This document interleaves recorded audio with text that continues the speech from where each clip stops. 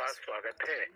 आज का वीडियो हम उन बच्चों के लिए बनाया है जिन बच्चों का मन नहीं लगता, पढ़ाई में बिल्कुल मन नहीं लगता, यहाँ वहाँ मन भटकता है और एक मन में दिमाग में एक नकारात्मक विचार लाते हैं कि पढ़ाई लिखाई से होता क्या है? पढ़ने लिखने से क्या होता है। तो अच्छे ध्यान से सुनो, वीडियो को अंत तक जरूर देखना है। आज हम शिक्षा का महत्व बताने जा रहे हैं आपको। शिक्षा का क्या महत्व है? शिक्षा से आत्मविश्वास आता है बच्चों, और आत्मविश्वास से ही अंतर्निहित ब्रह्म भाव जाग पड़ता है। किंतु हमारा ब्रह्म भाव क्रमशः निद्रित संकुचित होता जा रहा है।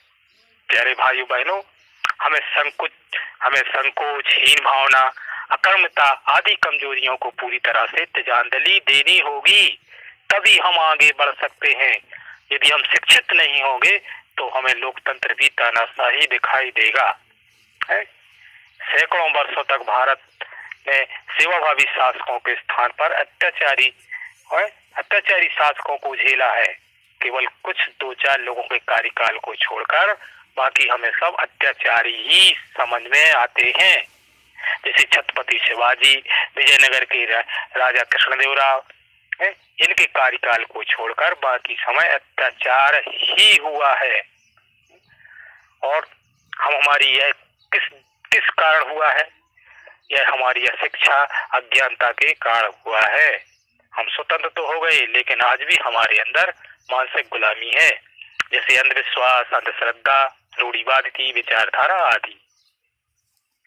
हम मानवता के बड़े बड़े ग्रंथ तो पढ़ लेते हैं, लेकिन उन पर ध्यान नहीं देते। हम यथार्थ की एक अपने अंदर इस चारों ओर अपने इर्द गिर्द एक जेल तैयार कर लेते हैं, जिसके कोष्ठक हमारे पसंदीदा सामान होते हैं। हम इस जेल में बच नहीं सकते, हम इस जेल से बच नहीं सकते, क्योंकि उसकी चाबी हमारे अंदर होती है और हम नहीं जानते कि उसकी चाबी हमारे अंदर है और हम जेल में बंद बने रहते हैं। तो अध्ययन करो, मन लगाकर पढ़ो, विचार, चिंतन, तर्क बुद्धि से सोचो, तभी आप एक सफल व्यक्ति बन सकते हो और तभी आप माता पिता का नाम, अपने परिवार का, अपने देश का नाम ऊंचा कर सकते हो। हमें कर्म करना पड़ेगा, ईश्वर तभी हमारी सहायता करता है। थोड़ा सोचो, यदि महात्मा गांधी शिक्षित ना हुए होते तो क्या वो कुछ कर पाते? क्या हमारे देश को जागृत कर पाते वो? इसी तरह और महापुरुष जैसे हमारे भीमराव अंबेडकर यदि शिक्षित ना हुए होते तो क्या वे संविधान की नींव रख पाते? वे सही और गलत ना पहचान पाते और दरिद्रता को ही अपनी किस्मत मान लेते और संसार से चले जाते। ईश्वर उन्हीं की रक्षा करता है जो खुद की रक्षा करना जानता है। एक हम आप लोगों को एक छोटी सी ईश्वर के बारे में कहानी सुना रहे हैं। ईश्वर ने जब मनुष्य की रचना की तो उसने पाया कि आदमी जब जब शिकायत करने, प्रश्न करने और छोटी छोटी बातों के लिए चला आता है, आखिरकार ईश्वर विक्षुब्ध हो गया। उसे ध्यान और मनन के लिए समय ही नहीं मिलता। अपनी लोग शिकायतें करने ईश्वर के पास जाने लगे। ईश्वर ने भांप लिया कि यह मुसीबत कभी दूर होने वाली नहीं है, इसलिए उसने निर्णय किया कि वह खुद को मनुष्य से छिपा लेगा। शुरू में ईश्वर ने खुद को पर्वत की ऊंची ऊंची चोटियों पर जाकर अलग थलग रहने के लिए सोच लिया, लेकिन जनता तो वहां भी पहुंच गई है। एक दिन मनुष्य चोटी पर भी पहुंच गया। इसी तरह उसे मालूम था कि समुद्र की गहराई में भी वह मनुष्य हमें ढूंढ लेगा, वह छुप नहीं सकता।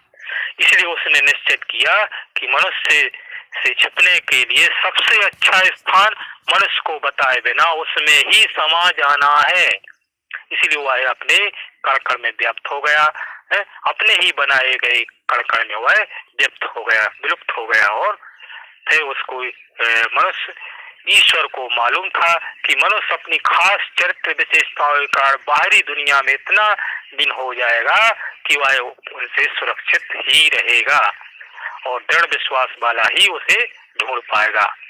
तो उसका इरादा मनुष्य की तिरस्कार करना नहीं था, बल्कि वह निश्चित करना था कि काबिल लोग ही उससे मिल सकेंगे। तब से ईश्वर को हमें अपने अंदर ही ढूंढना पड़ता है। तो प्यारे बच्चों, अपने मन लगाकर पढ़िए, शिक्षित होइए, तभी आप एक सफल व्यक्ति बन सकते हैं और अपने देश के लिए, अपने लिए कुछ कर सकते हो। तो ये वीडियो यदि आपको लोगों को अच्छा लगा है तो अपने मित्रों के लिए भी शेयर करना है। नमस्कार, खुश रहो, अपना और अपने परिवार का ध्यान रखें।